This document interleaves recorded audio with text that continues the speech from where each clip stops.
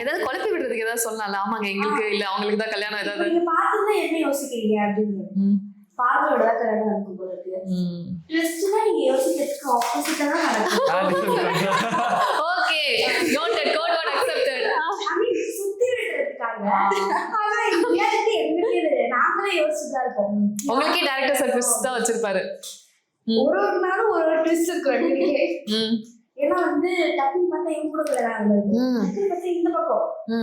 அதனால ஃபர்ஸ்ட் கேட்கறதே இந்த மாதிரி யாருக்குள்ள கல்யாணம் ஆகும். அதுக்கப்புறம் வந்து இது ஏமா தர்ஷன் நீங்க திருப்பி வந்து இது பண்ண ஆரம்பிச்சிட்டேன். பாவம் பயந்து போயிருக்காமா. முன்னாடிதான் பயந்து அவன் ஓடியே போயிட்டாங்க. ஆக்சுவலி தர்ஷனை திட்டிட்டு இருந்தாங்க, இப்போ உங்களால பாவப்பட ஆரம்பிச்சிட்டாங்க தர்ஷன் மேல.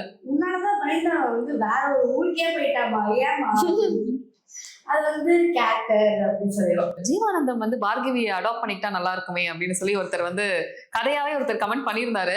எப்படி இருக்கும்? நீங்களும் பாத்தீங்களா? எப்படி இருக்கும் அது படி? நீங்க படிச்சீங்களா? அப்ப என்ன தோணுச்சு? நல்லா இருக்கும். நல்லா இருக்கும்ல? இல்ல அப்படியே போயிட்டா இன்னும் நம்மளுக்கு நிறைய வேலை இருக்கு அப்படின்னு ஒன்று இருக்கும்ல. அப்படியே முடிஞ்சிடக்கூடாது, இன்னும் கொஞ்சம் வேணும்ன்றதுக்காக.